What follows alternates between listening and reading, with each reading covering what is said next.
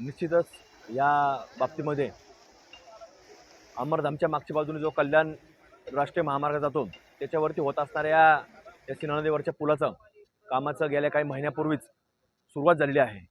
आणि खरं तर सुरुवात होत असताना दरवर्षी आपण मागतो 4-5 वर्षामध्ये नदीपात्राच्या बाबतीमध्ये अडचण निर्माण झाली आणि सातत्याने नदीपात्रामध्ये होत असणाऱ्या अतिक्रमणाच्या बाबतीमध्ये खरं तर प्रशासनाने योग्य ती भूमिका घेणं गरजेचं आहे।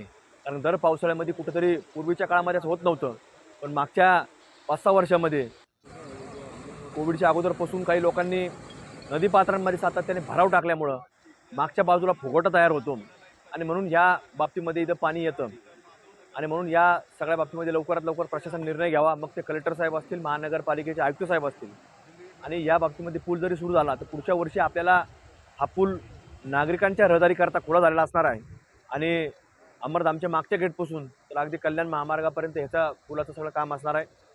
बुरडगावमध्ये देखील अशाच प्रकारची परिस्थिती होती, पण बुरडगावमध्ये देखील एक मोठा RCC पूल उभा केलेला आहे।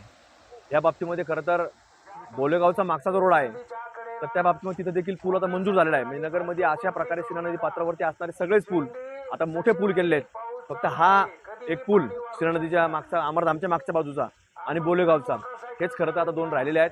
हे देखील आपल्याला पुढच्या जून महिन्यापर्यंत आपल्याला म्हणजे पावसाळ्याच्या अगोदर पूर्ण झालेले आपल्याला पाहायला मिळतील आणि लोकांच्या करता हे पूल हे खुले झाले राहतील आणि त्याच्यातनं पाऊस जरी झाला तरी कुठल्याही प्रकारची आपल्याला अडचण पुलाला नदी जरी पाणी आलं तरी राहणार नाही, अशा प्रकारचं सगळं नियोजन करण्यात आलेलं आहे।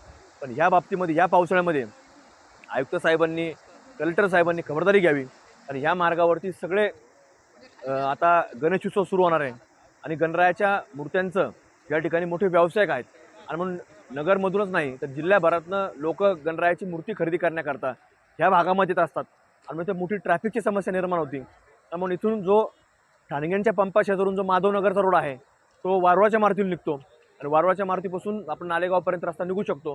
त्याचं लवकरात लवकर काम सुरू करावं, लोकांकरता तो रहदारीकरता खुला करावा, अशी एक आज मागणी आयुक्त आणि कलेक्टर साहेबांकडे करण्यात येत आहे। त्याच्या बाबतीत लवकरात लवकर या ठिकाणी ते काम करून घेण्याकरता आमचा पाठपुरावा असणार आहे।